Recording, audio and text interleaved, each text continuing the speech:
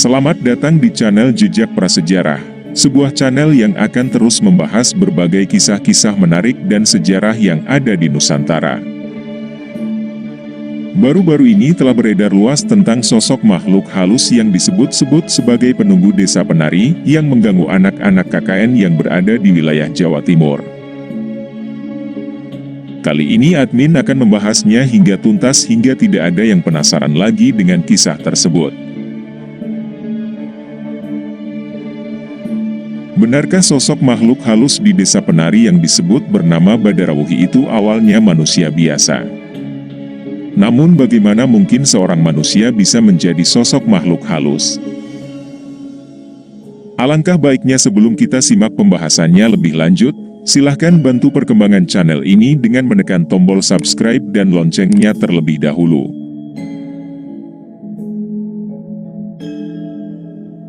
Berikut ini adalah kisah yang akan admin bahas tentang asal mula kemunculan Badarawuhi, salah satu tokoh viral yang ada di film KKN di Desa Penari.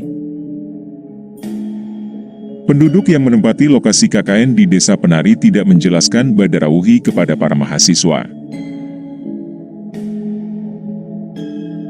Saat puncak kejadian mistis terjadi kepada para mahasiswa, barulah tetua di kampung Desa Penari itu menjelaskan.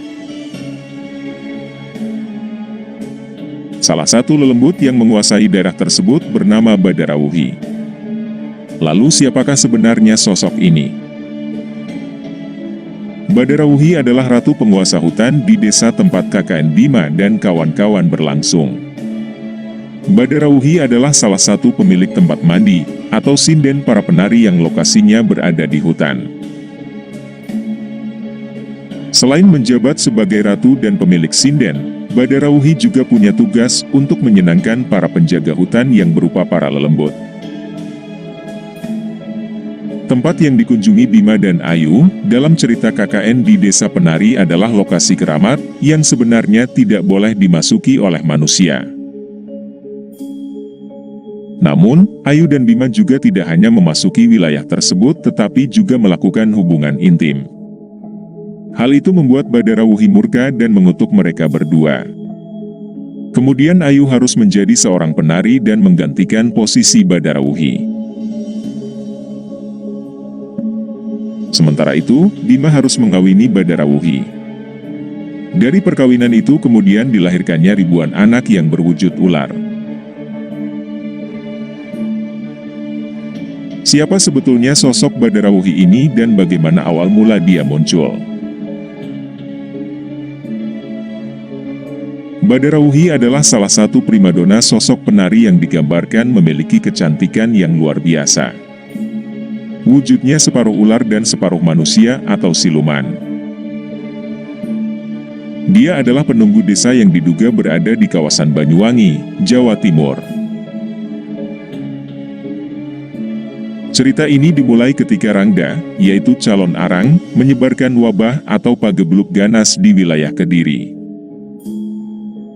Pagebluk itu sendiri mengakibatkan seperempat populasi Kediri harus meregang nyawa, setelah mengalami rasa sakit yang menyiksa sebelum meninggal, serta memuntahkan duri-duri tajam. Kejadian tersebut akhirnya membuat raja saat itu yang bernama Air Langga mengutus seorang empu, bernama Barada untuk mengalahkan calon arang. Air Langga berjuang dengan murid-muridnya yang sebagian besar adalah gadis-gadis belia. Pasukan Air Langga saat itu pun menghabisi mereka tanpa ampun. Sebelumnya, ilmu yang dipakai lawan sudah diketahui kelemahannya lalu dihapus dengan mantra-mantra suci dari sang empu. Namun rupanya ada 5 murid Rangda yang berhasil menyelamatkan diri dari pembantaian yang dilakukan oleh prajurit Kediri yang dipimpin oleh Barada yang bernama Empu Bahula. 5 orang gadis belia murid Rangda yang bersembunyi berhasil melarikan diri dan berpencar supaya tidak mudah terlacak oleh prajurit Kediri. Mereka pergi dengan membawa lontar-lontar ajaran Rangda untuk dipelajari di kemudian hari. Salah satu di antara kelima murid Rangda yang berhasil melarikan diri itu bernama Ratna Nareh. Dia adalah murid paling muda di antara yang lainnya. Ratna Nareh inilah yang menjadi cikal bakal adanya Badarawuhi. Berbeda dengan keempat anggota calon arang yang lain yang memilih menyeberang ke Bali, Ratna Nareh memilih jalan yang berbeda. Dia melintasi Gunung Kawi, Gunung Bromo, dan terus ke timur untuk menghindari bertemu manusia. Diketahui, usia Ratna Nareh saat itu masih sangat belia, yaitu 17 tahun. Ratna Nareh hidup mengembara sambil mempelajari lontar yang membuat ilmu dari gurunya, calon arang bangkit, sehingga membuatnya sakti. Dia memiliki ilmu kanuragan dan kanujiwan yang membuatnya mampu untuk menaklukkan para pemimpin jin dan makhluk halus yang ada di hutan-hutan Pulau Jawa yang dilaluinya. Bahkan karena lontar tersebut, Ratna Nareh mendapatkan anugerah untuk awet muda. Hingga tidak terasa 300 tahun telah berlalu. Ratna Nareh dalam pengasingannya tidak sedikit pun tampak perubahan pada diri Ratna Nareh. Dia masih tetap terlihat muda dan tidak menampakkan tanda-tanda penuaan. Lalu tidak jelas atas alasan apa, Ratna Nareh memutuskan ingin bertemu manusia kembali. Sampai akhirnya pengembaraan Ratna Nareh mengantarkannya ke sebuah desa yang berada di tengah hutan yang bernama Desa Wonotoro. Desa tersebut memiliki pemimpin yang bernama Macan Sigap. Namun warga Desa Wonotoro tidak menyukai perilaku Macan Sigap, karena dia adalah seorang yang gila perempuan. Tidak hanya gadis dan janda yang diganggunya, kalau dia mau istri orang pun akan dibawa untuk memuaskan hasratnya. Namun para warga tidak dapat melakukan apa-apa atas perbuatan Macan Sigap itu. Kejadian ini diyakini terjadi pada masa pemerintahan Kerajaan Majapahit tahun 1300-an, di mana Desa Wonotoro saat itu sangat terpencil dari akses keluar serta dikelilingi hutan lebat yang bernama Alas Danda, dengan berbagai hewan buasnya. Alas Danda adalah sebuah hutan yang sangat mistis. Setiap kali warga desa mencoba keluar desa melewati Alas Danda dengan cara membabat tanaman-tanamannya, tidak lama kemudian tanaman-tanaman tersebut menutup jalan lagi.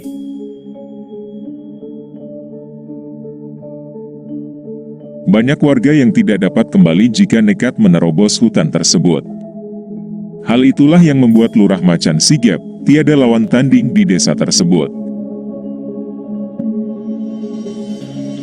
Warga desa pun memberikan tanda sebuah janur dan kain merah di pintu masuk Alas Danda, sebagai peringatan supaya tidak ada warga yang memasuki kawasan Alas Danda lagi. Di kawasan Alas Danda juga ada sebuah sendang yang sangat angker bernama Sendang Sarpamara. Tidak ada satu orang pun yang berani menjamah kawasan tersebut. Warga meyakini bahwa Sendang Sarpamara merupakan sebuah keraton gaib wilayah sekitar kawasan Alas Danda. Alas Danda sendiri mempunyai arti hutan denda yang harus dibayar. Sedangkan Sendang Sarpamara mempunyai arti sendang ular iblis. Setibanya Ratna Nareh di Desa Wonotoro, tampak jelas rasa bahagianya setelah sangat lama dia tidak bertemu manusia. Sebaliknya, warga desa malah heran ada orang luar yang berhasil memasuki Desa Wonotoro, apalagi orang itu adalah seorang gadis belia yang sangat cantik. Kabar mengenai kedatangan seorang gadis belia dan cantik di Desa Wonotoro akhirnya didengar oleh Macan Sigap. Dengan nafsu yang membara untuk bisa meniduri Ratna Nareh, Macan Sigap pun mendatangi Ratna Nareh yang saat itu sedang ada di sebuah warung.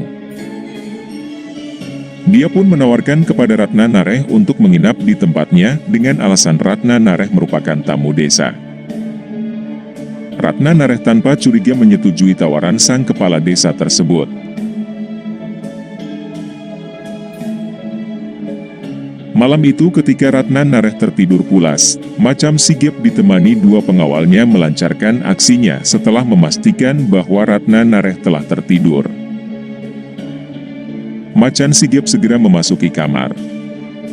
Namun baru dia membuka pintu, tubuhnya langsung terpental. Macan Sigap muntah darah dan akhirnya tewas.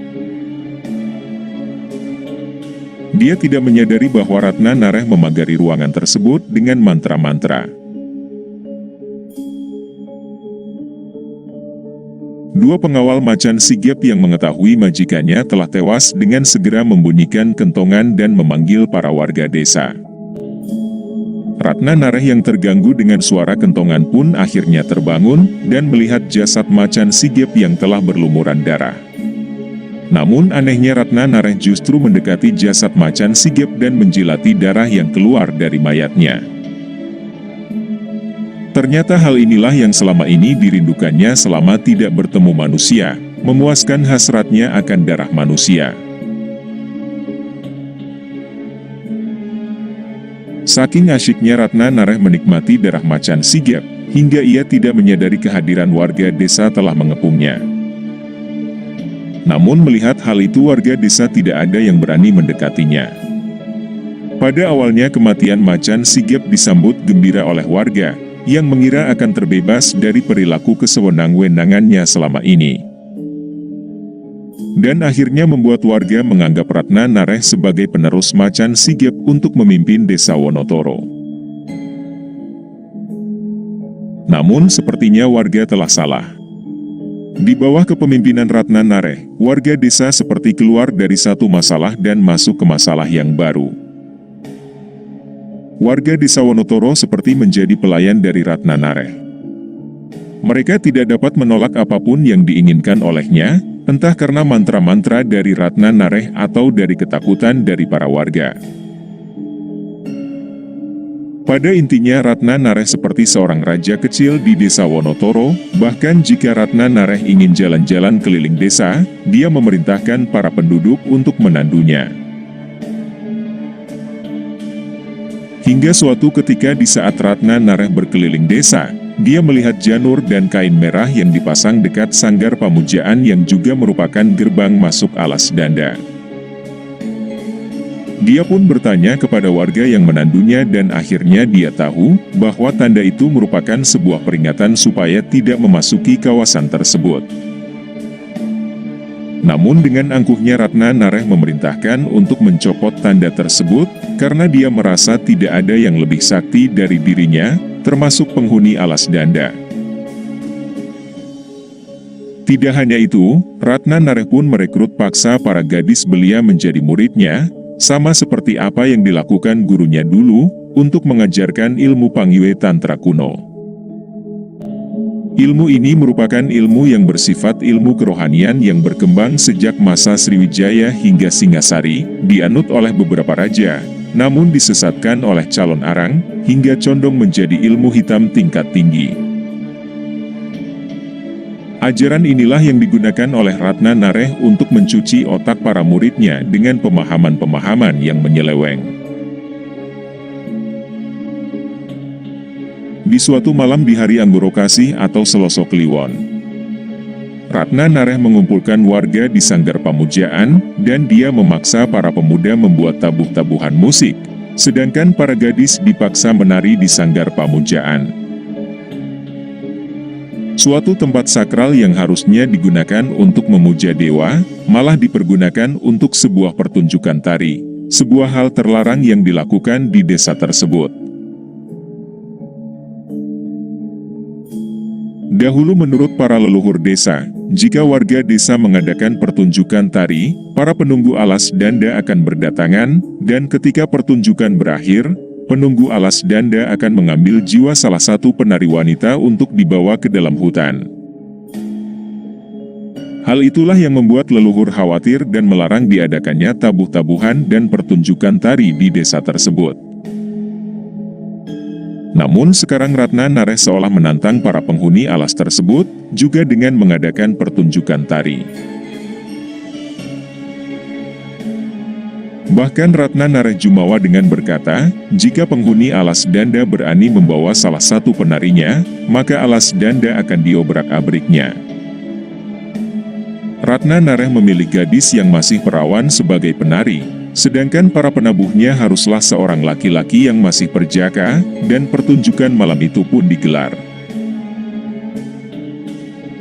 Para gadis menari, para pemuda menabuh musik, dan para warga seolah hanyut dalam kesenangan hingga lupa akan malapetaka yang mengancam mereka, yang telah diperingatkan sejak dulu kala. Tanpa mereka sadari, ketakutan leluhur desa akan menjadi kenyataan. Suara tabuhan dan energi tarian tersebut merasuk menembus hingga ke dalam alas danda, membangkitkan para penghuni gaib, merusak selaput tipis yang selama ini memisahkan alam nyata dan alam gaib. Para penghuni gaib alas danda berhamburan menuju lokasi diadakannya acara tari-tarian. Namun di balik itu semua, Ratu Penguasa Sendang Sarpa Mara sangat begitu marah. Ratu Sendang Sarpa Mara sebetulnya adalah bawahan dari Ratu Pantai Selatan. Mereka berpindah-pindah menjaga titik penting di Pulau Jawa yang berhubungan dengan kekuasaan selatan dan utara. Dikisahkan, ada hubungan gaib antara utara selatan yang membangun sumbu mistis antara Segoro Kidul yang ganas dengan Gunung Lawu yang meraung-raung. Tidak ada manusia yang bisa menghentikannya jika mereka marah, apalagi dalam waktu yang bersamaan. Sumbu ini sekaligus menghubungkan gerbang gaib, di mana yang kasat mata mampu berbicara dengan yang tak kasat mata. Gerbang selatan berada di pantai selatan yang memiliki tanda dengan karang. Sedangkan gerbang utara berada di puncak Gunung Raung, dan desa itu ternyata merupakan salah satu titik di mana penghubung pantai utara Jawa dan selatan. Dan Sendang Sarpa Mara merupakan titik tengah dari sumber tersebut. Saking pentingnya tempat tersebut, sosok senopati yang bertugas di Sendang Sarpa Mara tidak ada yang berani menyebut namanya. Beliau dikenal dengan panggilan Ratu Penguasa Sarpa Mara, dengan pakaian serba hijau. Sosok senopati utusan Ratu Selatan tersebut memimpin pasukan yang sangat sakti di Sendang tersebut. Penguasa Sendang Sarpa Mara sebenarnya menaruh rasa hormat kepada manusia. Dia memandang manusia adalah makhluk sempurna berasal dari alam ruh, kemudian tapa berata selama 9 bulan di dalam rahim ibunya, sehingga dianggap mampu hidup di dua alam. Namun di balik itu, dia juga iri terhadap manusia yang dianggapnya rakus juga sombong, dan apa yang membuat Ratu Sarpa marah-marah adalah karena sejumlah pasukan utamanya ikut tersedot ke pertunjukan Ratna Nareh. Tanpa basa-basi, para penghuni gaib segera merasuki para penari, bahkan warga yang ada di sana dan para prajurit kidul pun ikut merasuki para murid dari Ratna Nareh. Dalam keadaan kerasukan, tarian-tarian mereka semakin tidak beraturan, bahkan berpotensi mematahkan sendi-sendi raga yang dihinggapinya. Melihat hal itu, Ratna Nareh merasa sangat gembira, apalagi ketika melihat beberapa pasukan Laut Selatan ikut tersedot ke dalam raga-raga muridnya. Seolah dia mampu mengalahkan kekuatan para pasukan Laut Selatan yang dia pikir sedang lewat di tempat itu. Tanpa dia tahu bahwa pasukan selatanlah yang menjaga Sendang Sarpa Mara. Sebenarnya maksud dari Ratna Nareh mengadakan pertunjukan tari adalah untuk menyedot seluruh energi yang ada di sana, demi menambah kekuatannya. Jiwa-jiwa dari penari yang ada di sana akan disedotnya sehingga musnah entah kemana. Lalu raga kosong itu akan diisi oleh makhluk gaib yang berdesakan masuk, dan akan disedotnya lagi energi itu hingga membuat dia berpikir bahwa kemampuannya saat itu akan melewati kesaktian gurunya, calon arang. Karena menyerap begitu banyak energi, tubuh Ratna Nareh pelan-pelan berubah. Nyala api yang membungkus jasadnya perlahan berubah wujud seperti buto atau raksasa. Kemudian tidak lama dari itu muncullah seorang wanita separuh ular yang merupakan perwujudan dari Ratu Sarpa Mara, menghentikan apa yang dilakukan oleh Ratna Nareh. Ratna Nareh dan Ratu Sarpamara saling tatap penuh kebencian. Ratna Nareh yang merasa sakti mencoba untuk melawannya. Namun akhirnya harus mengakui keunggulan Ratu Sarpamara. Tubuh Ratna Nareh lemas seketika. Ratu seperti mengetahui kelemahan dari ilmu pengiwa milik Ratna Nareh, dan membuat seolah ilmunya lenyap tidak berbekas. Namun suatu hal yang paling disesalinya adalah, Ratna Nareh tidak dapat merubah wujudnya seperti sebelumnya, seorang gadis cantik belia. Wujudnya masih tetap seperti buto raksasa yang mengerikan. Lalu Ratu mengusir Ratna Nareh karena menganggap dia sudah tidak pantas hidup bersama manusia, dan tempatnya sekarang adalah kegelapan. Namun ternyata ada yang terjadi terhadap salah satu abdi kidul bawahan Ratu yang merasuki raga salah satu penari. Hasrat untuk menarinya tidak bisa dihentikan, bahkan ketika Ratu memerintahkan kepada abdi itu untuk berhenti, dia memberontak dan terus menari sampai akhirnya Ratu pun menghancurkan raga penari yang dirasuki abdi tersebut. Ratu Sarpamara lalu menghilangkan seluruh kekuatannya sebagai abdi kidul, lalu mengusirnya. Ketidakpatuhannya membuatnya tidak lagi layak menjadi abdi kidul. Sejak saat itu ia pun berkelana dari satu tempat ke tempat lain di lereng-lereng gunung, dari sendang ke sendang yang lain.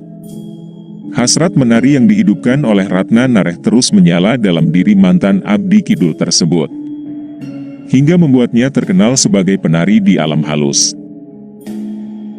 Karena setiap dia menari, makhluk-makhluk halus di sekitarnya akan berkumpul dan terhipnotis akan tarian dari makhluk ini. Dia pun kerap hadir dari satu sendang ke sendang lain, dengan atribut layaknya abdi laut selatan dengan pakaian serba hijau. Bekas abdi kidul itu tetap dianggap sosok subada, atau sosok kuat yang mendatangi atau dalam bahasa Jawa ngerauhi sendang-sendang. Karena itulah dia mendapatkan nama Subada Rauhi. Dia memiliki sifat pendendam yang menjadikannya sosok makhluk gaib kasta rendahan. Sang mantan penjaga sendang yang tidak punya tempat tinggal ini pun mengembara dari satu tempat ke tempat lain. Hingga akhirnya dia merasa nyaman, dan memilih menetap di sebuah desa, yang menjadi lokasi KKN Bima dan Ayu beserta teman-temannya.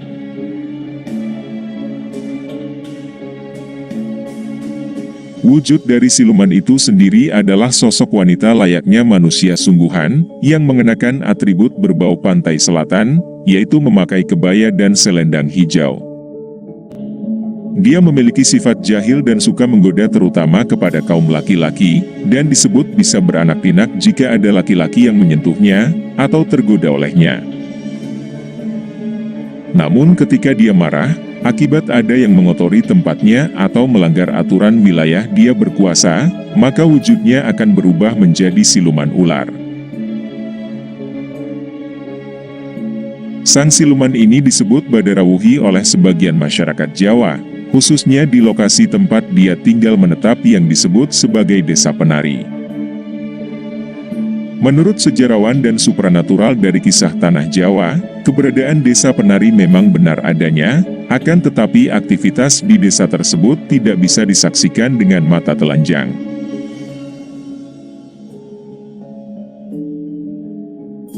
Demikian pembahasan kali ini mengenai cerita asal mula kemunculan Badarawuhi yang ada dalam cerita KKN di Desa Penari.